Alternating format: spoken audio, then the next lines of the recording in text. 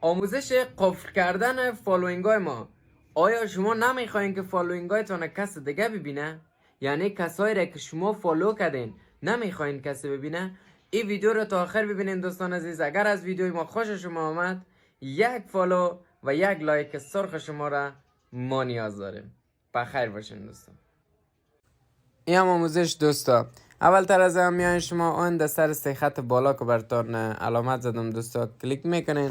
سر سه خط که زدین، سر خط آخری امو ستینگ یا تنظیماتتان در روی ازی که زدین در روی پرایویس میان دوستا، بالا کش میکنین سفره فالوینگ لیست که نوشته است روی ازی میزنین و اینمی که ما موندیم شما هم امیره میمونین و دیگه فالوورای شما به هیچ کس معلوم نمیشه.